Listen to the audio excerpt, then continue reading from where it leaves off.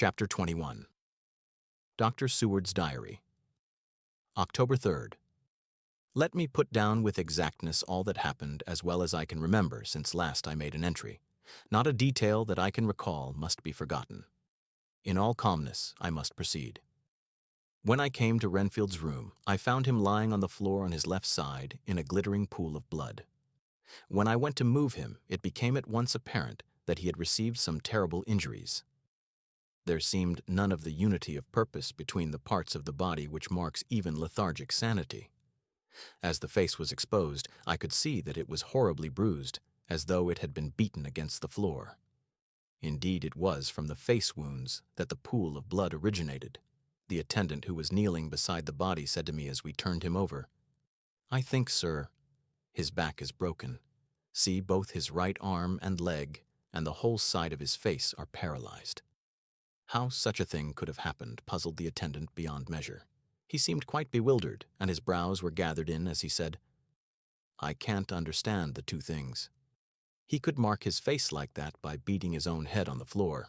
I saw a young woman do it once at the Eversfield Asylum before anyone could lay hands on her, and I suppose he might have broken his neck by falling out of bed if he got in an awkward kink. But for the life of me, I can't imagine how the two things occurred. If his back was broke, he couldn't beat his head, and if his face was like that before the fall out of bed, there would be marks of it. I said to him, 'Go to Dr. Van Helsing and ask him to kindly come here at once. I want him without an instant's delay.' The man ran off, and within a few minutes the professor, in his dressing gown and slippers, appeared. When he saw Renfield on the ground, he looked keenly at him a moment and then turned to me. I think he recognized my thought in my eyes, for he said very quietly, manifestly for the ears of the attendant, 'Ah, a sad accident. He will need very careful watching and much attention. I shall stay with you myself, but I shall first dress myself. If you will remain, I shall in a few minutes join you.' The patient was now breathing stertorously, and it was easy to see that he had suffered some terrible injury. Van Helsing returned with extraordinary celerity, bearing with him a surgical case. He had evidently been thinking and had his mind made up, for almost before he looked at the patient, he whispered to me, 'Send the attendant away. We must be alone with him when he becomes conscious after the operation.' I said, 'I think that will do now, Simmons. We have done all that we can at present. You had better go your round, and Dr. Van Helsing will operate. Let me know instantly if there be anything unusual anywhere.' The man withdrew, and we went into a strict examination of the patient. The wounds of the face were superficial. The real injury was a depressed fracture of the skull extending right up through the motor area. The professor thought a moment and said, 'We must reduce the pressure and get back to normal conditions as far as can be. The rapidity of the suffusion shows the terrible nature of his injury. The whole motor area seems affected. The suffusion of the brain will increase quickly, so we must trephine at once or it may be too late.' As he was speaking, there was a soft tapping at the door. I went over and opened it and found in the corridor without Arthur and Quincy in pajamas and slippers. The former spoke. 'I heard your man call up Dr. Van Helsing and tell him of an accident. So I woke Quincy, or rather called for him as he was not asleep. Things are moving too quickly and too strangely for sound sleep for any of us these times. I've been thinking that tomorrow night we'll not see things as they have been. We'll have to look back and forward a little more than we have done. May we come in?' I nodded and held the door open till they had entered. Then I closed it again. When Quincy saw the attitude and state of the patient and noted the horrible pool on the floor, he said softly, 'My God, what has happened to him? Poor, poor devil.' I told him briefly, and added that we expected he would recover consciousness after the operation for a short time at all events. He went at once and sat down on the edge of the bed with Godalming beside him. We all watched in patience. 'We shall wait,' said Van Helsing, 'just long enough to fix the best spot for trephining so that we may most quickly and perfectly remove the blood clot, for it is evident that the hemorrhage is increasing.' The minutes during which we waited passed with fearful slowness. I had a horrible sinking in my heart, and from Van Helsing's face I gathered that he felt some fear or apprehension as to what was to come. I dreaded the words Renfield might speak. I was positively afraid to think, but the conviction of what was coming was on me, as I have read of men who have heard the death watch. The poor man's breathing came in uncertain gasps. Each instant he seemed as though he would open his eyes and speak. but then would follow a prolonged, stertorous breath, and he would relapse into a more fixed insensibility. Inured as I was to sick beds and death, this suspense grew and grew upon me. I could almost hear the beating of my own heart, and the blood surging through my temples sounded like blows from a hammer. The silence finally became agonizing. I looked at my companions, one after another, and saw from their flushed faces and damp brows that they were enduring equal torture. There was a nervous suspense over us all, as though overhead some dread bell would peal out powerfully when we should least expect it. At last there came a time when it was evident that the patient was sinking fast. He might die at any moment. I looked up at the professor and caught his eyes fixed on mine. His face was sternly set as he spoke. There is no time to lose. His words may be worth many lives. I have been thinking so as I stood here. It may be there is a soul at stake. We shall operate just above the ear. Without another word, he made the operation. For a few moments, the breathing continued to be stertorous. Then there came a breath so prolonged that it seemed as though it would tear open his chest. Suddenly, his eyes opened and became fixed in a wild, helpless stare. This was continued for a few moments. Then it was softened into a glad surprise, and from his lips came a sigh of relief. He moved convulsively, and as he did so said, "I'll be quiet, doctor. Tell them to take off the straight waistcoat. I have had a terrible dream, and it has left me so weak that I cannot move. What's wrong with my face? It feels all swollen, and it smarts dreadfully." He tried to turn his head, but even with the effort his eyes seemed to grow glassy again, so I gently put it back. Then Van Helsing said in a quiet, grave tone, "Tell us your dream, Mr. Renfield." As he heard the voice, his face brightened through its mutilation, and he said, "That is Dr. Van Helsing. How good it is of you to be here. Give me some water. My lips are dry, and I shall try to tell you. I dreamed." He stopped and seemed fainting. I called quietly to Quincy. "The brandy, it is in my study. Quick." He flew and returned with a glass, the decanter of brandy, and a carafe of water. We moistened the parched lips, and the patient quickly revived. It seemed, however, that his poor, injured brain had been working in the interval, for when he was quite conscious, he looked at me piercingly with an agonized confusion which I shall never forget, and said, "I must not deceive myself. It was no dream, but all a grim reality." Then his eyes roved round the room. As they caught sight of the two figures sitting patiently on the edge of the bed, he went on, "If I were not sure already, I would know from them." For an instant his eyes closed, not with pain or sleep, but voluntarily, as though he were bringing all his faculties to bear. When he opened them, he said hurriedly, and with more energy than he had yet displayed, "Quick, doctor, quick, I am dying. I feel that I have but a few minutes, and then I must go back to death, or worse. Wet my lips with brandy again. I have something that I must say before I die, or before my poor crushed brain dies anyhow. Thank you. It was that night after you left me when I implored you to let me go away. I couldn't speak then, for I felt my tongue was tied, but I was as sane then, except in that way as I am now. I was in an agony of despair for a long time after you left me, it seemed hours. Then there came a sudden peace to me. My brain seemed to become cool again, and I realized where I was. I heard the dogs bark behind our house, but not where he was." As he spoke, Van Helsing's eyes never blinked, but his hand came out and met mine and gripped it hard. He did not, however, betray himself. He nodded slightly and said, "Go on," in a low voice. Renfield proceeded.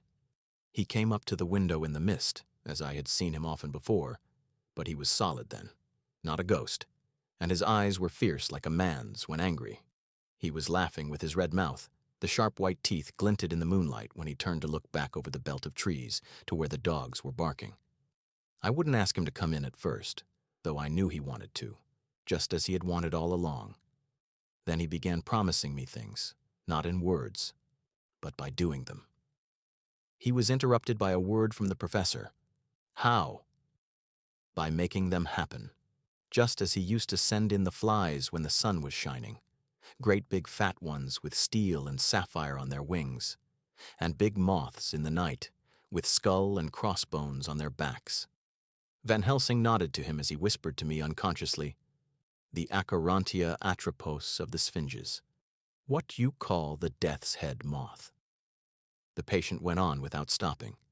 Then he began to whisper, "Rats, rats, rats, hundreds, thousands, millions of them, and every one a life, and dogs to eat them, and cats too, all lives, all red blood, with years of life in it, and not merely buzzing flies."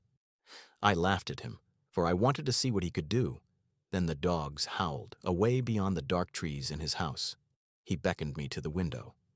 I got up and looked out, and he raised his hands and seemed to call out without using any words. A dark mass spread over the grass, coming on like the shape of a flame of fire. And then he moved the mist to the right and left, and I could see that there were thousands of rats with their eyes blazing red, like his, only smaller. He held up his hand, and they all stopped, and I thought he seemed to be saying, "All these lives will I give you, I and many more and greater, through countless ages, if you will fall down and worship me." And then a red cloud, like the color of blood, seemed to close over my eyes, and before I knew what I was doing, I found myself opening the sash and saying to him, "Come in, Lord and Master." The rats were all gone, but he slid into the room through the sash, though it was only open an inch wide, just as the moon herself has often come in through the tiniest crack and has stood before me in all her size and splendor. His voice was weaker, so I moistened his lips with the brandy again, and he continued, but it seemed as though his memory had gone on working in the interval, for his story was further advanced. I was about to call him back to the point, but Van Helsing whispered to me, "Let him go on. Do not interrupt him. He cannot go back, and maybe could not proceed at all if once he lost the thread of his thought." He proceeded. All day I waited to hear from him, but he did not send me anything, not even a blowfly, and when the moon got up I was pretty angry with him. When he did slide in through the window, though it was shut and did not even knock, I got mad with him. He sneered at me, and his white face looked out of the mist with his red eyes gleaming, and he went on as though he owned the whole place, and I was no one. He didn't even smell the same as he went by me. I couldn't hold him. I thought that somehow Mrs. Harker had come into the room. The two men sitting on the bed stood up and came over, standing behind him so that he could not see them, but where they could hear better. They were both silent, but the professor started and quivered. His face, however, grew grimmer and sterner still. Renfield went on without noticing. "When Mrs. Harker came in to see me this afternoon, she wasn't the same. It was like tea after the teapot has been watered." Here we all moved, but no one said a word. He went on, "I didn't know that she was here till she spoke, and she didn't look the same. I don't care for the pale people. I like them with lots of blood in them, and hers all seemed to have run out. I didn't think of it at the time, but when she went away I began to think, and it made me mad to know that he had been taking the life out of her. I could feel that the rest quivered as I did, but we remained otherwise still. So when he came tonight, I was ready for him. I saw the mist stealing in, and I grabbed it tight. I had heard that madmen have unnatural strength, and as I knew I was a madman, at times anyhow, I resolved to use my power. And he felt it too, for he had to come out of the mist to struggle with me. I held tight, and I thought I was going to win, for I didn't mean him to take any more of her life, till I saw his eyes. They burned into me, and my strength became like water. He slipped through it, and when I tried to cling to him, he raised me up and flung me down. There was a red cloud before me, and a noise like thunder, and the mist seemed to steal away under the door. His voice was becoming fainter and his breath more stertorous. Van Helsing stood up instinctively. "We know the worst now," he said. "He is here, and we know his purpose. It may not be too late. Let us be armed, the same as we were the other night, but lose no time. There is not an instant to spare." There was no need to put our fear, nay, our conviction, into words. We shared them in common. We all hurried and took from our rooms the same things that we had when we entered the Count's house. The professor had his ready, and as we met in the corridor he pointed to them significantly as he said, "They never leave me, and they shall not till this unhappy business is over. Be wise also, my friends. It is no common enemy that we deal with, alas. Alas." that dear Madame Mina should suffer." He stopped, his voice was breaking, and I do not know if rage or terror predominated in my own heart. Outside the Harkers' door we paused. Art and Quincy held back, and the latter said, "Should we disturb her?" "We must," said Van Helsing grimly. "If the door be locked, I shall break it in. May it not frighten her terribly. It is unusual to break into a lady's room." Van Helsing said solemnly, "You are always right, but this is life and death. All chambers are alike to the doctor, and even were they not, they are all as one to me tonight. Friend John, when I turn the handle, if the door does not open, do you put your shoulder down and shove, and you too, my friends. Now." He turned the handle as he spoke, but the door did not yield. We threw ourselves against it. With a crash, it burst open, and we almost fell headlong into the room. The professor did actually fall, and I saw across him as he gathered himself up from hands and knees. What I saw appalled me. I felt my hair rise like bristles on the back of my neck, and my heart seemed to stand still. The moonlight was so bright that through the thick yellow blind the room was light enough to see. On the bed beside the window lay Jonathan Harker, his face flushed and breathing heavily as though in a stupor. Kneeling on the near edge of the bed facing outwards was the white-clad figure of his wife. By her side stood a tall, thin man, clad in black. His face was turned from us, but the instant we saw, we all recognized the Count, in every way, even to the scar on his forehead. With his left hand he held both Mrs. Harker's hands, keeping them away with her arms at full tension. His right hand gripped her by the back of the neck, forcing her face down on his bosom. Her white nightdress was smeared with blood, and a thin stream trickled down the man's bare chest, which was shown by his torn-open dress. The attitude of the two had a terrible resemblance to a child forcing a kitten's nose into a saucer of milk to compel it to drink. As we burst into the room, the Count turned his face, and the hellish look that I had heard described seemed to leap into it. His eyes flamed red with devilish passion. The great nostrils of the white aquiline nose opened wide and quivered at the edge, and the white sharp teeth behind the full lips of the blood-dripping mouth clamped together like those of a wild beast. With a wrench which threw his victim back upon the bed as though hurled from a height, he turned and sprang at us. But by this time the professor had gained his feet and was holding towards him the envelope which contained the sacred wafer. The Count suddenly stopped, just as poor Lucy had done outside the tomb, and cowered back. Further and further back he cowered, as we, lifting our crucifixes, advanced. The moonlight suddenly failed, as a great black cloud sailed across the sky, and when the gaslight sprang up under Quincy's match, we saw nothing but a faint vapor. This, as we looked, trailed under the door, which, with the recoil from its bursting open, had swung back to its old position. Van Helsing, Art, and I moved forward to Mrs. Harker, who by this time had drawn her breath, and with it had given a scream so wild, so ear-piercing, so despairing, that it seems to me now that it will ring in my ears till my dying day. For a few seconds she lay in her helpless attitude and disarray. Her face was ghastly, with a pallor which was accentuated by the blood which smeared her lips and cheeks and chin. From her throat trickled a thin stream of blood. Her eyes were mad with terror. Then she put before her face her poor crushed hands, which bore on their whiteness the red mark of the Count's terrible grip, and from behind them came a low, desolate wail, which made the terrible scream seem only the quick expression of an endless grief. Van Helsing stepped forward and drew the coverlet gently over her body, whilst Art, after looking at her face for an instant despairingly, ran out of the room. Van Helsing whispered to me, "Jonathan is in a stupor, such as we know the vampire can produce. We can do nothing with poor Madame Mina for a few moments till she recovers herself. I must wake him." He dipped the end of a towel in cold water, and with it began to flick him on the face, his wife all the while holding her face between her hands and sobbing in a way that was heartbreaking to hear. I raised the blind and looked out of the window. There was much moonshine, and as I looked, I could see Quincy Morris run across the lawn and hide himself in the shadow of a great yew tree. It puzzled me to think why he was doing this. But at the instant I heard Harker's quick exclamation as he woke to partial consciousness and turned to the bed. On his face, as there might well be, was a look of wild amazement. He seemed dazed for a few seconds, and then full consciousness seemed to burst upon him all at once, and he started up. His wife was aroused by the quick movement and turned to him with her arms stretched out as though to embrace him. Instantly, however, she drew them in again and, putting her elbows together, held her hands before her face and shuddered till the bed beneath her shook. "In God's name, what does this mean?" Harker cried out. "Dr. Seward, Dr. Van Helsing, what is it? What has happened? What is wrong? Mina, dear, what is it? What does that blood mean? My God, has it come to this?"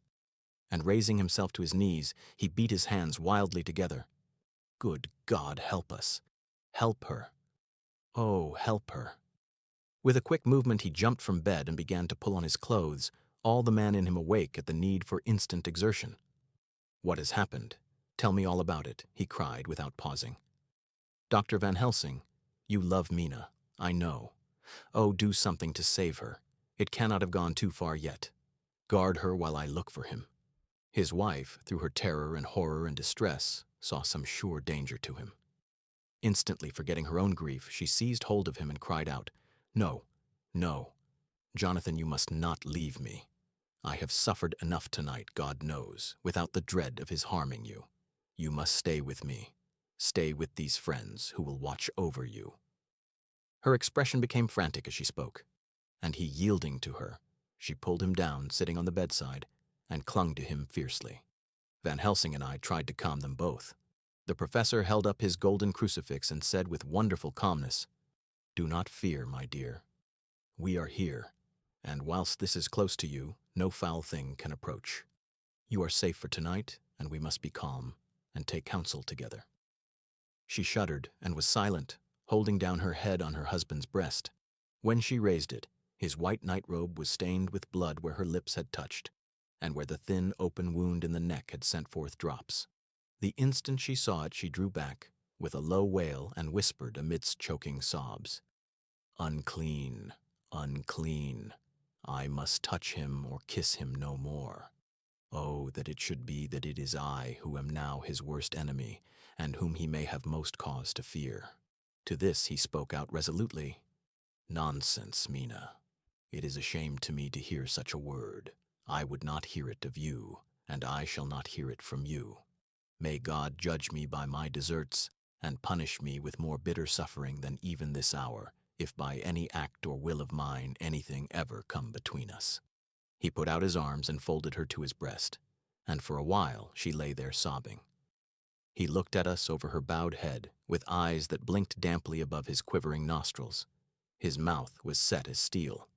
After a while her sobs became less frequent and more faint, and then he said to me, speaking with a studied calmness which I felt tried his nervous power to the utmost, "And now, Dr. Seward, tell me all about it.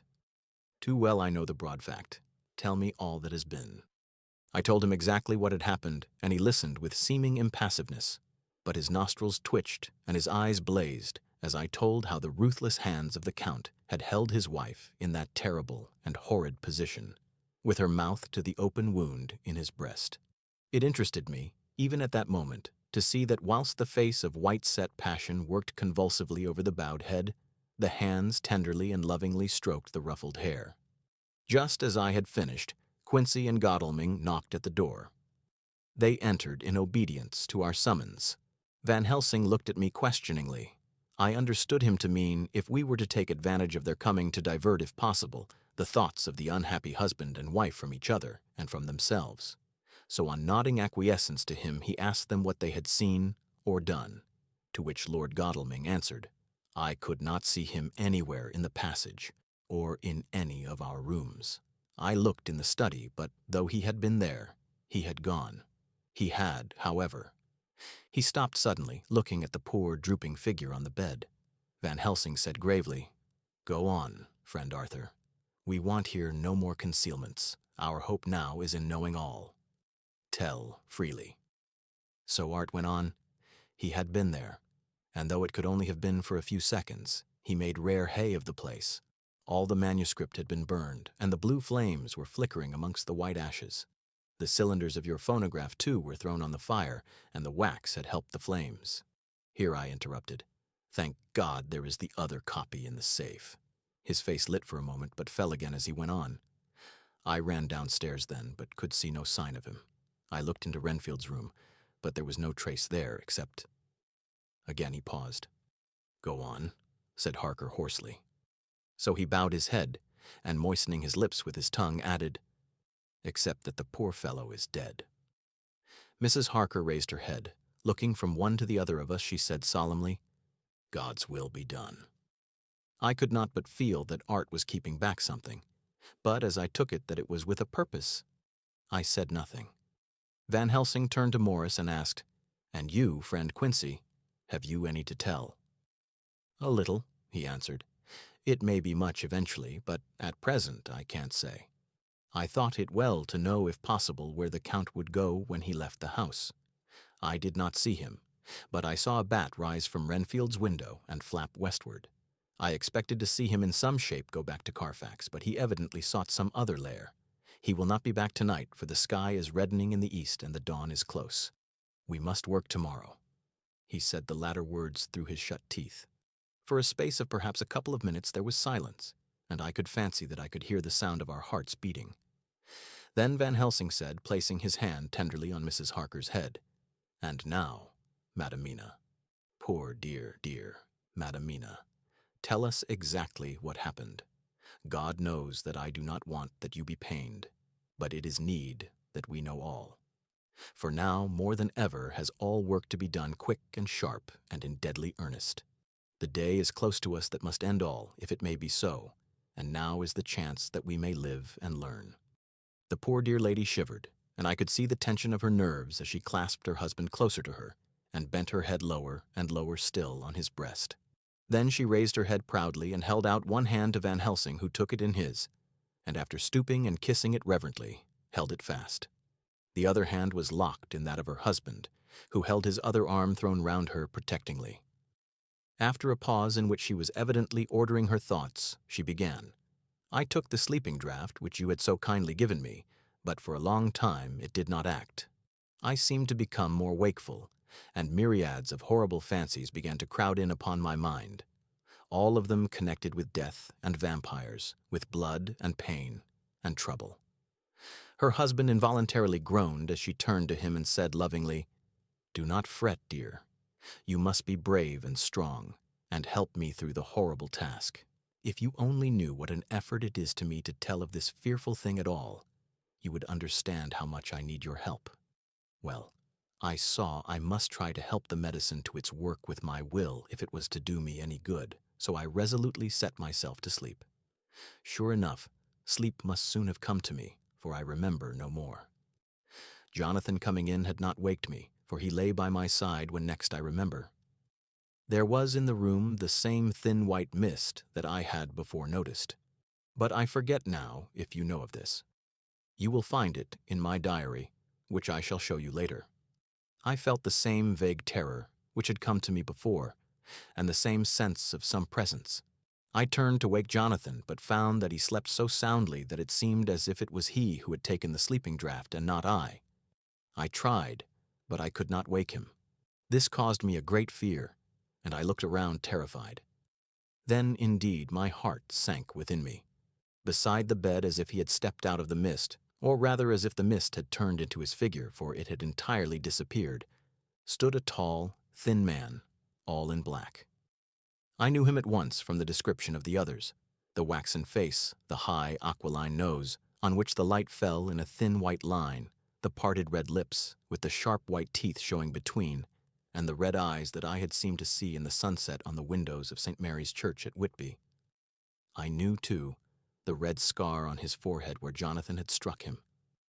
For an instant my heart stood still, and I would have screamed out, only that I was paralyzed. In the pause he spoke in a sort of keen, cutting whisper, pointing as he spoke to Jonathan. "Nud, silence. If you make a sound, I shall take him and dash his brains out before your very eyes." I was appalled and was too bewildered to do or say anything. With a mocking smile he placed one hand upon my shoulder and, holding me tight, bared my throat with the other, saying as he did so, "First, a little refreshment to reward my exertions. You may as well be quiet. It is not the first time or the second that your veins have appeased my thirst. I was bewildered, and strangely enough, I did not want to hinder him. I suppose it is a part of the horrible curse that such is when his touch is on his victim. And oh my God, pity me. He placed his reeking lips upon my throat. Her husband groaned again. She clasped his hand harder and looked at him pityingly, as if he were the injured one, and went on. I felt my strength fading away, and I was in a half-swoon. How long this horrible thing lasted I know not, but it seemed that a long time must have passed before he took his foul, awful, sneering mouth away. I saw it drip with the fresh blood. The remembrance seemed for a while to overpower her, and she drooped and would have sunk down but for her husband's sustaining arm. With a great effort she recovered herself and went on. Then he spoke to me mockingly. And so you, like the others, would play your brains against mine. You would help these men to hunt me and frustrate me in my design. You know now, and they know in part already, and will know in full before long, what it is to cross my path. They should have kept their energies for use closer to home. Whilst they played wits against me who commanded nations and intrigued for them and fought for them hundreds of years before they were born, I was countermining them.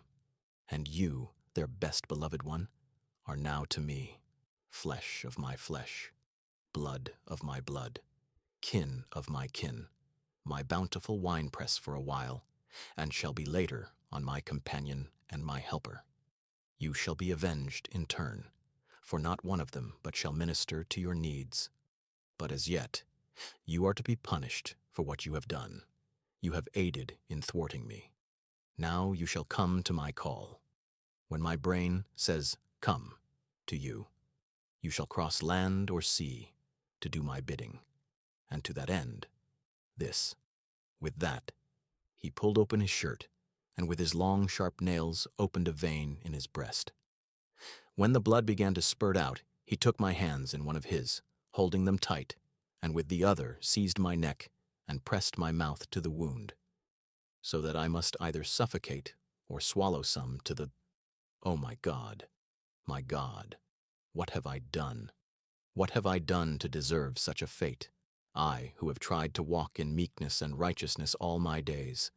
God pity me. Look down on a poor soul in worse than mortal peril, and in mercy pity those to whom she is dear. Then she began to rub her lips as though to cleanse them from pollution. As she was telling her terrible story, the eastern sky began to quicken, and everything became more and more clear. Harker was still and quiet, but over his face, as the awful narrative went on, came a gray look which deepened and deepened in the morning light, till when the first red streak of the coming dawn shot up, the flesh stood darkly out against the whitening hair. We have arranged that one of us is to stay within call of the unhappy pair till we can meet together and arrange about taking action. Of this I am sure. The sun rises today on no more miserable house in all the great round of its daily course.